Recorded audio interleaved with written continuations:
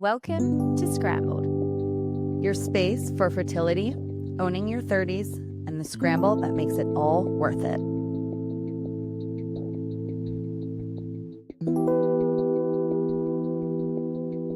Welcome back to the podcast, everyone. Today we are actually separate, which is interesting. We've never done this, but we're busy today, so we're trying to squeeze this in. We're excited to be back in our spot interviewing each other. Today we have Ashlee's story on embryo freezing. So her story is a bit different than mine. Obviously, she's married, she has a husband, so they froze embryos instead of eggs. And of course, we know from previous episodes, the reason she even thought to get tested is because she met me. So here we are coming full circle with all of this. Ash, I'll let you take it away from start to finish. Walk us through. Okay, cool. It's so weird, like being the one in the hot seat. So I know. Getting through your episode. I like when you interview me better. It makes it easier for me to talk. Now I'm like, I don't know how to be the interviewer. Little role reversal. We're a bit confused, so bear with us. Yeah. Yeah, like you said, I feel like I kept meeting people. Obviously, I work in the environment where it's going to happen that were, coming in and having egg retrievals for a number of reasons. But it's like a constant reminder every single day on repeat. Like, I wonder what's going on with me. And so we've spoken about how, like, you take it for granted. I think I've said that in every episode, but you take your health for granted and you kind of take your fertility for granted as well. And so I'd spent my whole life actively trying to not get pregnant and just assuming maybe one day when I change my mind that it'll be a doable thing. And then I started working in fertility and I started to realize, like, hey, that might not be the case and it might not be as easy as I think it might be. And I think at the time were we about 29 or 28? 29. Mm-hmm. Yeah. So I think the fact that like 30 was approaching was kind of sitting somewhere in my mind. It's so weird that 30 is such a like number. I know, but it is. And it's in fertility especially, there's a big difference between when you're 29 and when you're 31. I will say 30 is that hump. Yeah. And there's like something that was like psychologically happening to me as I was approaching 30 as well, where I was like, I just feel like I'm going to this next part of my life, like this, I guess, like this next decade. And it was just on my mind that like, if I'm ever going to try and fall pregnant, it's going to be within that decade. And I just don't know where I'm at. And so I decided to just stop ignoring it because that's kind of what I was doing. Like when you're someone who works in it and you're seeing people proactively seek fertility treatment every day and you're choosing not to find out what's going on with yourself, it's a little bit like you're just ignoring the elephant in the room, especially as you start to get a bit older. And like you said, I'm married and we didn't feel ready at this point in our life to try and start conceiving and seeing even if it was a possibility to spontaneously conceive a child. So it kind of made sense to just stop ignoring it and go and get checked out. And so I obviously have access to a lot of great doctors that I know on a personal level as well as a professional level. So I feel super privileged to be in that position where I knew who I wanted to go and see and who I had a relationship with. And so making the decision to go and see a doctor wasn't the tricky bit for me. It was more about, I think that, and I've always been this way in my life, I'm a little bit ignorance is bliss. I'm the opposite. Yeah. And that's the thing. I feel like there are kind of two kinds of people in this world. There's those that are like you and those that are like me. And eventually, like, I couldn't ignore it anymore. I'm like, Ash, what are you doing? Just like go and find out. And it's funny because, like, if I look back and think about it, I wonder if, like, a part of me knew a little bit. I was like, I don't think it's going to be rainbows and butterflies. I just had this, like, little feeling. I will say, though, when people hear my story, your story, everyone feels that. Everyone's like, oh, my gosh, it could be me. It might be me. And because you're around that all day, every day, maybe you instilled in your head, like, this will be me. Yeah. Okay, yeah. No, you know what? That you're probably so right. Because when I think about it, when I worked in a different area of nursing, I used to work in neurosurge. So every headache, I was like brain tumor. So yes, okay. Exactly. This is where it comes from. So I came home and chatted to my husband and I was like, like I'm turning 30 next year and like we're not really sure where we're at with like wanting to have kids. Should we like just go and get a consultation? And he was like, you're the expert in this field more than me. Yeah, why are you asking me? He's like, if you think we should do that, let's go. And so anyway, we made a consultation with one of the amazing doctors that I work with and went and saw him.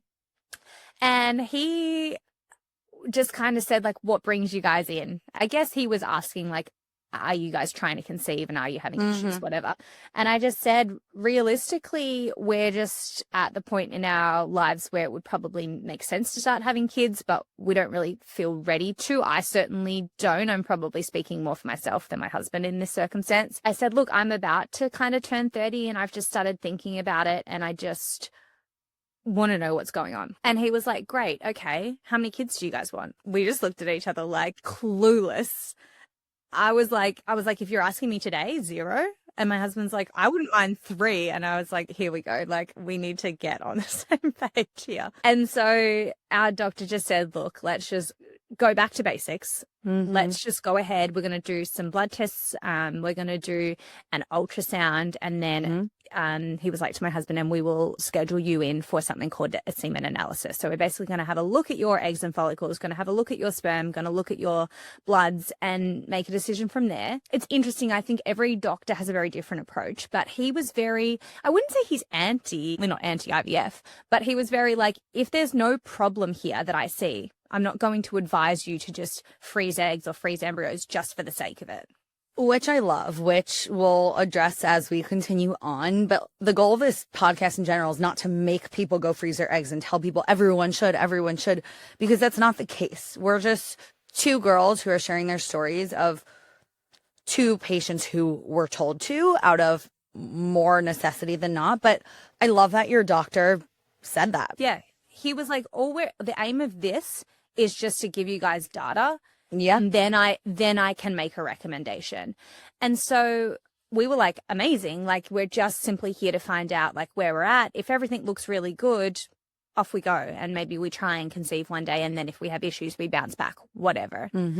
So on the day of the first consult, he was like, I can't give you a lot of data right now, but like, where are you at in your cycle? And I sort of was able to roughly figure it out because I'm not incredibly regular with my menstrual cycles, but we kind of knew roughly where we were at. So he was like, let's just start with ultrasound. We'll go and have a look at your ovaries right now and see how many follicles you've got. And then we'll come back in the room and we'll make some decisions from there. Was that weird for you? Well, because with the ultrasounds, it's obviously a vaginal ultrasound, transvaginal. And this doctor that you've worked with for years and years and have developed this close relationship. And now you're like, all of a sudden, like, open my legs. Here you go. Yes. It's funny because like it wasn't, because that's like the nature of what we do. But at the same time, like over the course of me then deciding to do treatment at the clinic I work at, the amount of people that have seen my vagina that I look at daily, all your friends and colleagues, people that work for you, people that are above you. Yes. Yeah. It's like a whole thing. It's like become a bit of a running joke with like one of the OR techs at my work. I'm constantly like to her, remember when you saw my vagina? She's like, stop saying that. That's so good. So it was a bit odd, but like I very much knew what I was signing myself up for, and it's a very professional transaction. It just is what it is. At this point, I'm a patient. That's my doctor, and it is what it is. So did the scan. And also, just to be really clear with everybody, when you're in that environment, you're never by yourself. You will always have the person doing it, and then another person is always in the room as well. So it's a very safe environment. And that in my circumstance, he actually said, would you like Herbie, your husband, to come in with you as well? So he was also in the room. They make it as safe as possible. Totally. Yeah. For me, I never felt uncomfortable or safe. I would feel, all those doctors are amazing. I'd feel great with just one person in the room, but it was more a point of, it's your boss, essentially. How do you feel? It's odd. So we did that. And straight away, so they're very much looking at, once they have the probe in place and they've got your ovaries up on the screen, they're looking at a screen and showing you and talking you through what they're seeing. And straight away, I could see that there wasn't a lot of follicles because I've seen these ultrasounds before. Yeah, it's tough that you already knew what you were looking at. Yeah, but I also had a great doctor who was super transparent, and he straight away said, he goes, you're probably looking with me, and now, you know, we're on the right ovary, and there's not as many as I would love to see in someone your age. He's like, let's go across now and have a look at the left. We went across to the left, same thing. He's like, you know what? I would love there to be double the amount in each ovary than what there is based off of how old you are, but there's not none. Like, you have some... We have something to work with. Yep. Right. So we went back into the consultation room and he basically said, I can't say for certain yet. We've got to do some more blood tests and things like that. But from specifically where you're at in this current menstrual cycle, you don't have the follicles we would expect in someone your age. We'll do some labs to make a full conclusion, but I'm pretty confident you have a low ovarian reserve. And I also in this moment said, because like my husband's sitting there next to me, I know what a lot of these terms are and what a lot of this means, but I just kind of said, can you just explain everything to us like we have no idea what's going on? So he was so good. He whipped out the diagrams. He's like showing us on diagrams. He's showing my husband like what should be, what isn't, where the uterus is, what a fallopian tube is, where the ovaries are, like giving us the full 101, which was so good. And he said, so when we came back in the room after the scan, he goes, the vibe has shifted a bit because I went from hoping to say to both of you guys, everything looks pretty good. Maybe we'll do a few more tests, check on some semen and send you on your merry way. But he now said, with your ovarian reserve as it is, it's only going to decrease with time. That's the way our bodies work. I would recommend that you try and spontaneously conceive your first child within the next 12 months. I'm just imagining you hearing that news.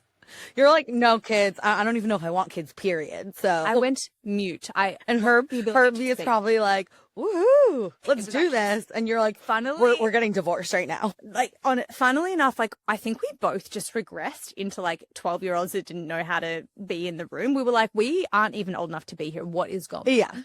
Yeah, totally. So it was very funny. He's just like talking at us and we're just going, And then he said, and realistically, even if you did that, if you had your first baby, say in a month, he goes, the issue is going to be when you're looking maybe at baby 2 down the line, we're now a couple more years, it's going to be even more difficult to conceive that child. So basically his recommendation was try and have a baby ASAP and let's plan for number 2 by looking at IVF. And I kind of said, I'm not ready for baby number 1. So it's looking like if we want baby number anything at any point in the future and it's not on the timeline that you are kind of recommending, we're going to have to do some preservation of what fertility we currently have.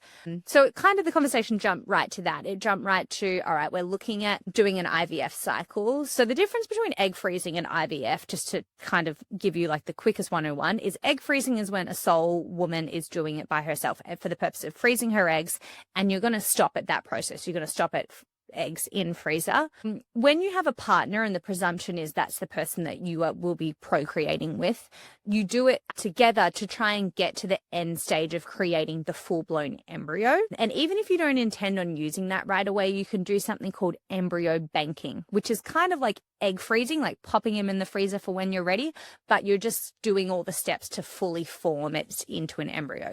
So in dummy terms, the egg and the sperm are connected in, for lack of a better word, a little dish and spun together by an embryologist. And the mix of the two is what creates an embryo. And for people who don't know, if you're just freezing eggs, you'll never know the gender of the eggs or anything like that. Once it's combined with the sperm, that's when you can find out gender. You can do genetic testing, all of that. So you're at a point where you're basically making the entire baby before it grows into a baby and then freezing that so that in the future you can eventually use that for IVF. Totally. And the difference between, I guess, what I did and what some couples do is people often do IVF for the purpose of implanting that embryo straight back inside of themselves. And that's totally a viable option. But for us, for where we were, we're not ready. So we have embryo banked is the term that you would then use. So we've got the embryos in the freezer. And if we want to use them one day down the line, we have the ability to then transfer them back into my uterus. So it's funny because like, you're basically sitting in there from a consultation that just started as like, let's see where we're at. Now we're talking about merging our 2 DNAs together and making these babies that are going to live in a freezer. Like, it's kind of crazy. So we walked away a bit mind blown. Like, we went out for dinner and we just sat there and we're like, whoa, what now? I'm trying to think what came next. There was a few things. It was like, okay, this is the decision. Actually, I know what came next. Before we even left, we then went on to talk to our nurse, our amazing IVF nurse, who, again, was amazing and treated us like she would any other patient and talked us through like what the next steps would be, which included a few things. It included some lab tests. So we both had blood drawn. We talked about genetics. So we also did some genetic testing. In my family, have a pretty strong family tie on both sides, paternal and maternal, to breast cancer. So I specifically was quite concerned about the BRCA gene that we wanted to test for, but just general genetic paneling was also discussed with us. And then my husband had to go and do semen analysis testing. And then the other thing was, because we don't know that we will necessarily use IVF to conceive, the doctor also wanted to know like what my internal reproductive organs looked like and if there was anything obstructing me being able to spontaneously conceive a pregnancy without using IVF. So I also was sent for a test called an HSG, which is like an X-ray using contrast dye, to have a look if there was any like obstructions or blockages in my uterus and fallopian tubes as well. It's like an image. And test. it's just like when you get your cavities checked at the dentist, it's like a picture of your uterus. So you're referred to somewhere that does this kind of test. To be honest with you, for me, and I've heard this from many women before, and this is not commonly discussed, the HSG was worse than the egg retrieval. That's what I've seen online, just through like starting to post and getting a lot of IVF content. Everyone says it is beyond painful. It's so painful. And like, which part? Told that. What is It's it? funny because so you go in and it's almost like, it's back to the whole legs and stirrups. It's done vaginally. And a contrast dye is flushed up through your uterus and fallopian tubes, and then an X-ray is taken, and the contrast dye illuminates everything so that they can see the flow of the dye moving through and make sure that there's no like blockages or obstructions in the actual structure of your anatomy. So they know really quickly, like as I was leaving, he was like, everything looks good. Like I can't see any red flags, but I'll send the results off to your fertility doctor. So it's a pretty instantaneously like. Is it the dye that hurts? Not the picture. I think it must be. It's not the picture. No, it's the dye. Even when it's kind of happening, it's uncomfortable. I wouldn't say it's painful. It was after the fact. I guess it creates your uterus to contract because it's just had like all this, I guess, fluid pushed through it. And it's painful, like more painful than a period. And you're kind of like leaking a little bit. Like it's just not a pleasant experience. And I didn't really realize it was going to be that bad. Like I had to go home, take Tylenol, which is the same thing as Panadol in Australia, and some anti-inflammatories, and like use a heat pack. Like I was out for the rest of the day. It's kind of giving IUD insertion. Right. Yeah. I would imagine, I haven't had that done, but I would imagine like probably similar. It's like one of the worst pains in the world, but all the same area, your uterus. So I can imagine. Yeah. Like being a girl it's not it. Question also, do you have to do that test if you're doing IVF, period? It's up to your doctor. Most will want you to do that, or something called a CIS, which is a saline infused sonogram. So similar thing, except they just flush saline through. Got it. But it's completely up to your fertility doctor and like what your goals are and how you're looking at doing family planning. But it's quite common if you're doing IVF, yes, to have some sort of imaging of your fallopian tubes and uterus is important because they want to know what's going on structurally. Because otherwise, why try? Yeah. Exactly. They're not going to tell you to go and try and conceive a baby without IVF if there's a really obvious obstruction there. Right. And so it's a very common thing to have to do. So to everyone going to do it, my advice is before you go, take some pain relief and have a heat pack ready. So there was that. And then we got some labs drawn and I got back my AMH, which confirmed my low ovarian diagnosis. Yeah, my AMH is less than 1. And obviously my follicle count on ultrasound wasn't very high. So confirmed that my diagnostic code, if you have to give it one, is low ovarian reserve. Yeah. I remember you texting me too when those results came back. You were like, you won't even believe it. I have it too. I was like, no way. After all 4 rounds that I just did, now you have it. Here we go again. So it was just ironic. I don't know if that's the word. Yeah. It was like, like, of course. So we're kind of going through the process to like work towards doing an IVF cycle. And in the background of that, we're talking about other stuff too. Like financially, huge commitment to do an IVF cycle. Time-wise, like when am I going to be able to fit this into my busy work schedule? When my husband going to be able to fit this in? And then he went and had a semen analysis, and I won't speak too much to his story, but his first analysis results came back, and our wonderful IVF nurse called us, and she was like, this isn't great either. No. And so luckily she's very switched on, and she actually said, she's like, can you send me like a list of any medications you're taking? So my husband sent in some meds, and she was like, I'm pretty sure the culprit is one of these. You need to go off it, and we will retest you in a few weeks' time.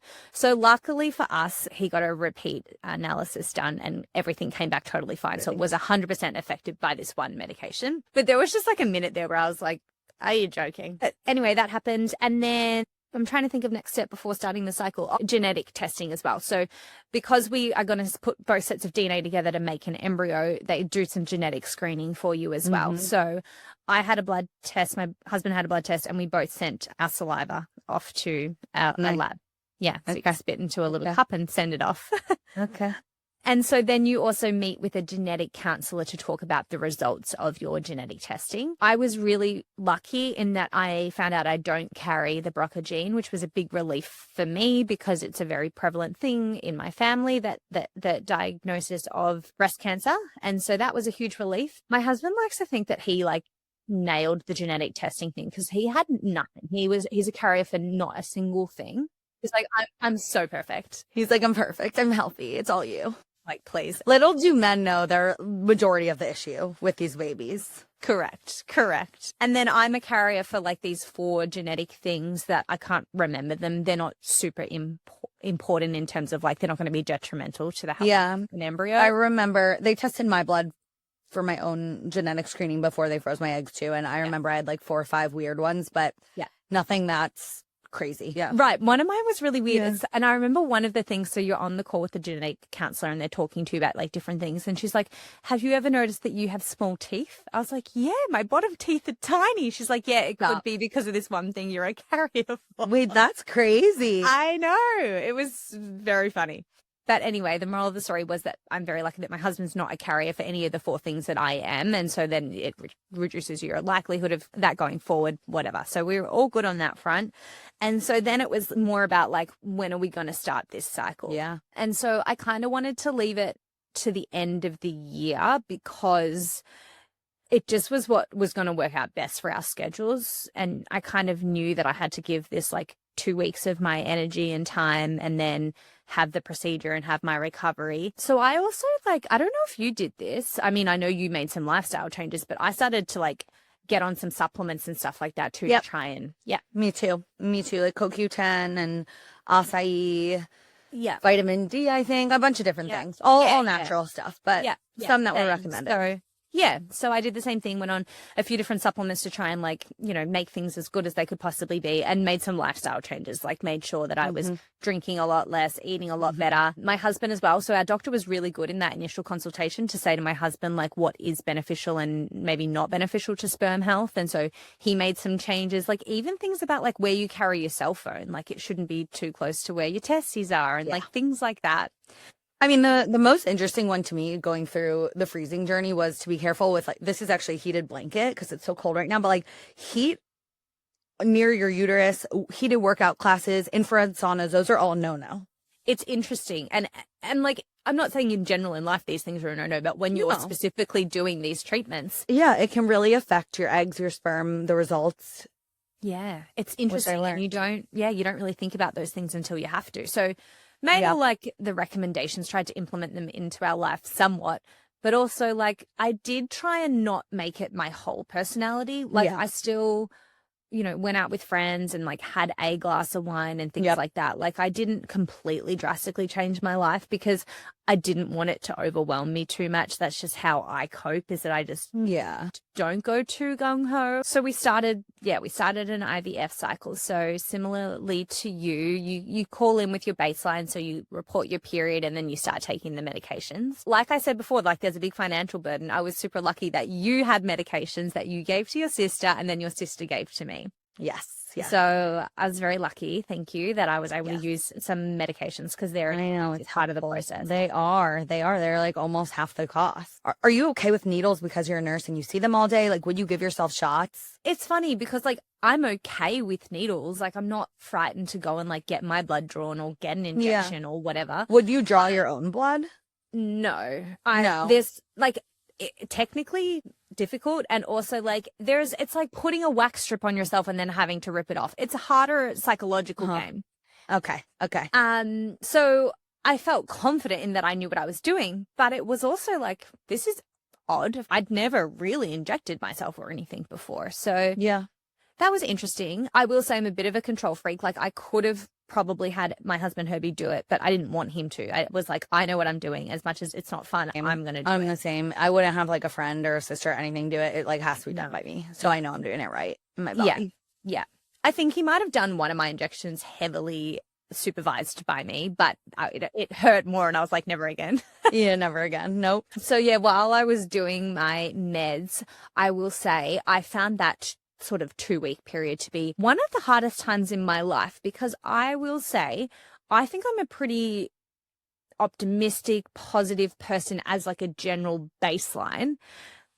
And I'm not a crier. It's like a bit of a thing, like to the point where, you know, I can watch a sad movie and not cry. You know, I've seen death as a nurse and haven't cried. It's just not how I necessarily process emotions. I can watch a sad movie and I look around and I'm like, why am I not crying like everyone else is? It just is the way I am. And then suddenly I'm doing my 2 weeks of, you know, injections, and I was put on a medication called letrozole. And the purpose of that medication in my circumstance was to keep my estrogen level low, because there is a strong history of breast cancer in my family. Breast cancer it's a hormone sensitive cancer. So we don't want to put a lot of estrogen in the body and then increase your risk of potentially developing the cancer. And so the meds that you're on synthetically increase your estrogen level. That's the whole purpose of stimulating all these follicles, to make them produce all this estrogen. But I was put on that medication to keep that estrogen level low. And I was the most depressed I've ever been for that 2-week period. Do you think it was that specific medication or all of them combined? Probably everything, but I think that med probably played a part in it. It would be interesting to see, not that I would ever risk it because of the breast cancer in my family, but it would be interesting to see if I did a cycle without that medication, what I would be like comparatively. So when you were going in for your by like every other day blood work, what's it called? By daily blood work? Second daily, yeah. Second daily. When they, for me, would check my estrogen levels and make sure they were rising, my E2 was going up. Yours would not, or it would just go up slower? It was going up, but my numbers would not have been anywhere near yours. And so when you are at the doctor and you're looking at these things, you're looking at the size of the follicles, progesterone level, estrogen level, and you're using all those labs and the images together to make a decision about like when it's go time to trigger. When someone is on letrozole, they can't do that. They can't use the estrogen level because it's not a realistic interpretation of what's going on. So they have to more look at follicle size and some different things. So it's one of those circumstances that when someone is on one of those suppressing medications, we don't really look that much at their E2 level. So mine was coming back and I was seeing it, but I knew it wasn't a true representation of like what was actually happening. So yeah, I was just really sad, like to the point where I felt like I wasn't very nice to be around. Like I would be like snappy and stuff. And like my beautiful colleagues were so nice to me, because I would like text them at the end of the day and be like, I'm so sorry. And they're like, oh my God, we didn't even notice. I'm like, oh, yeah, you did. You don't need, but if you say you noticed, then I'll cry harder. So please don't. Right. They said the right things at the right time. Totally. But like I was going home and like crying in the shower. I don't know what was up with me. Yeah. It's crazy. I mean, it's hormones. Hormones suck. Yeah, it's a lot. And then you're also like thinking about it. You're like, wow, like I'm about to like go and do this thing and find out like where we're at. And so I was lucky in that, like, obviously you have to go every second day generally and have your labs done and the ultrasound done. Because I work in the clinic, that was a bit easier to fit in my life. I take my hat off to everyone that has to like come and do that and then go to the office. Like I kind of had the ability to just go into work like, you know, a bit earlier, go and have my scan done and then come and do like my day's work. So that I was very fortunate with that. And then it was coming towards like, okay, it's looking like we're ready to go. And then all of a sudden I was like, hang on a second, like I've got to come into work tomorrow as the patient. Right. How was that? I mean, it goes back to my first question about your doctor being your coworker. You are no longer the nurse taking care of me. You are now the patient being taken care of. What is this like? Yeah, it's odd. I remember it actually before the day of coming in to get the egg retrieval done, it hit me on the night of my trigger. I don't know if it's because I was like so emotionally unhinged by that point, and I was so like, I think you've talked about the anticipation anxiety. Yeah. And the trigger did something to me where like the night that I had to take that to like get ready to go in for the retrieval, I kind of lost my mind a little bit and forgot that like I know anything about anything. Yeah. So I think I texted you. Yeah. I texted my IVF nurse. I texted my boss, colleague, friend. I had this like freak out. I was like, I don't know what I'm doing. I don't know. I lost it. So I think that was the first moment in which like I let go of like whatever I know. I'm like, I am the patient. Like I need to be clearly looked after here. Like I'm not, So went in. And you're allowed to be, by the way. I mean, this is a procedure. Although you live and breathe this field, I mean, like you said earlier, you used to work in neuro. If you need to have some procedure in your head, you're going to feel the same. 100%. And it's like still triggering. It's still scary. Yeah. And I look after my colleagues, like role reversal as well at different times. And I always just treat them as if they're the patient, because in that moment you are. It doesn't matter who you are. And so I went in. I'm obviously the one benefit of it, as much as it's weird to be on the other side, is that like I trust the people that were taking care of me completely, from the nurses, the doctors, the anesthesiologists, the techs, the reception staff. I trust them wholeheartedly. I never had that fear. I felt really comfortable that I was in the best hands, because I know that the embryologists, everyone there, they're incredible. So I trusted that process entirely. I guess if I had any doubts, it was like about my own body. I'm like, have I done it? Have I grown enough eggs? Is this going to be okay? Whatever. So my hubby and I go in on the morning of, and it was a little odd because it was like, hi, everyone. And even like the front desk lady was like, I don't really know, like, do you want to get changed where everyone else does? Or like, did you want to, I'm like, yeah, just like, you're a celebrity. It was just odd. And so I got like checked in by my nurse, my friend, colleague. Every person working that shift like came and like gave me their well wishes and everything. So felt super lucky. And I think if anyone was more nervous on that day, it was probably my husband, because once I got there and was with all of my colleagues, I felt calm. And you knew what was happening and you snapped back to reality. But he is probably like, what is happening and what is going on? And I've never seen this. What does any of this even mean? Although you come home and talk about it, that waiting room is like pretty traumatic. Totally. And like, not to mention, like, he has to then go into a room and provide us sperm sample as well. Yeah. Like, can you talk a little bit about that? Because I'm sure a lot of our listeners are thinking, when you need sperm, how do you get that? Yeah. So there's not one answer, but there's the most common answer is that the person that you are making an embryo with provides what we call a fresh sample. So they have sperm that they give to the clinic. How that sperm gets to be there, there's quite a few ways that it can be done.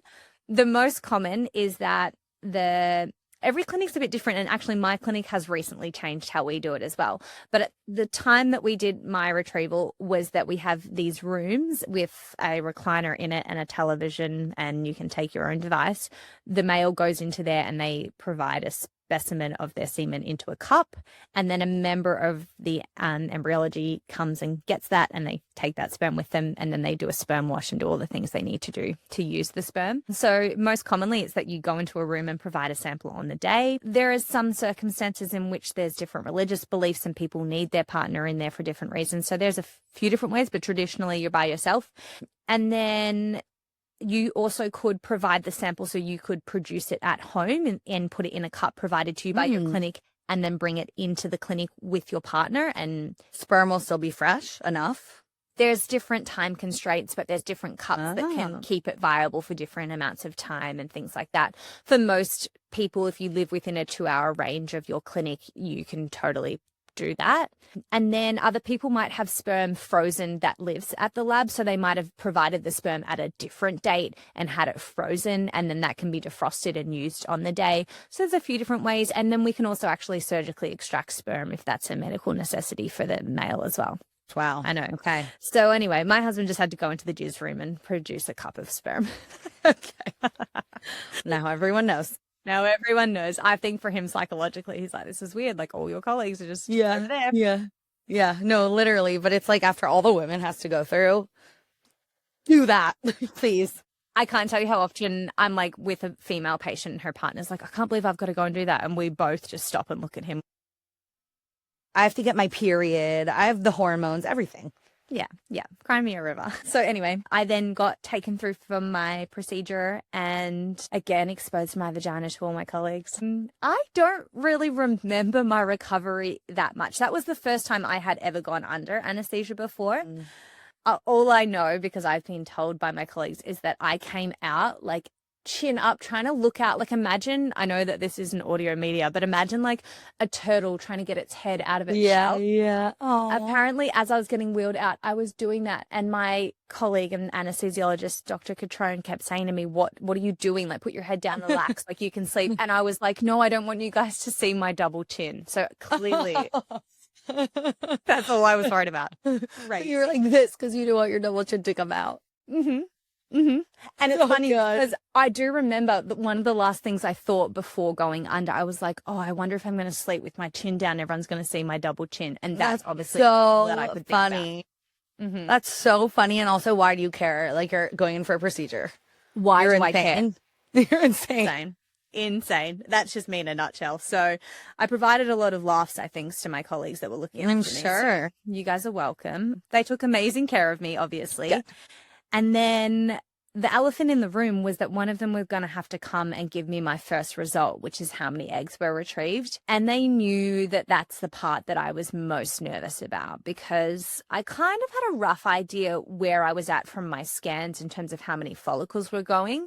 But because I couldn't rely on like my estrogen level or anything as like a secondary indicator, I was a bit like, I don't know. I didn't feel super uncomfortable or anything. Like there was no signs to me that it had gone like super well. So I just didn't know what to expect. And then one of my colleagues came over and she had a smile on her face. And I just said to her, is it better than what I think it is? And she said, yeah, I think it is. And I was like, oh my God. All right, please just tell me. And so she told me I got 11 and I nearly That's fell amazing. on the floor. That's amazing. I was expecting no more than 7. 11's incredible. I felt so grateful to everyone at that point. I was like grateful to myself, grateful to my husband, grateful to your body too. I mean, go you. I felt really, really, really happy. So grateful to my doctor and nurses and everyone. I just felt so happy with that result because I don't know. I think I was just expecting a lot worse and I probably maybe did that as a protective thing as well. So was super stoked with that, went home and recovered for that day. And then I went back to work the next day. But so when you do an IVF cycle as well, your results come in waves. So on the day you get told how many eggs there are. And then similarly to when you egg freeze, the next day you get a phone call to let you know how many of those eggs that were retrieved were mature. And for an egg freezer, that's how many are then going to be frozen. But for an IVF person, the amount of mature are the amount that they're able to attempt to fertilize with the sperm. So when they called me on day 1, it was to tell me how many were mature and how many had started to fertilize to become an embryo. And it was tricky because I was at work and I knew I was going to get that call with that result. So I ended up, my nurse actually, she saw that I was working and she was like, just to let you know, I've just got your results. She was like, are you going to go in and look at them? I was like, oh God, no, like I'm not touching my file. So then she was like, do you want them now or do you want to wait till the end of the day?